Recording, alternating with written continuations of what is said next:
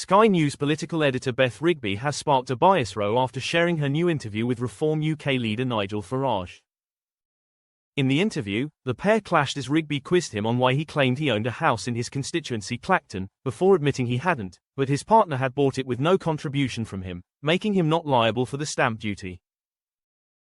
When Rigby pointed out that meant the stamp duty liability was his partner's rather than his, Farage said, "How dare you? It's her business, her money, her asset. And, do you know what? Actually, given that it's in the constituency for security reasons, it's better that way." Viewers of the interview rushed to X to share their frustration, as they pointed out the difference in tone from Rigby between her interview with Farage and with Angela Rayner earlier this week. Rayner admitted to underpaying on her stamp duty by £40,000 for £800,000 flat in Hove after failing to seek further legal advice on her tax bills. After an ethics report found she had breached ministerial codes with her actions, she announced her resignation on Friday, September 5, but Beth Rigby appeared to be sympathetic with the former Deputy Prime Minister, even calling her Angie Rayner on air.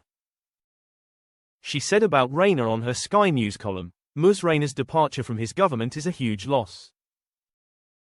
She is a powerhouse within the Labour Party and a figurehead of the left who brought Sir Keir's project some legitimacy from quarters of the Labour movement minded to give him short shrift." One viewer penned on X, "What a difference from the Rayner interview. And Sky News is meant to be impartial. She was soft as ST with her friend Angela Rayner. Imagine if at Julia one interviewed Rayner." Another added, "Beth is the reason many people don't watch Sky News anymore. I used to love it. She's so far left and is far from impartial." A second chimed in, "Beth, you and Sky News are quite pathetic. No wonder your viewing figures are tanking."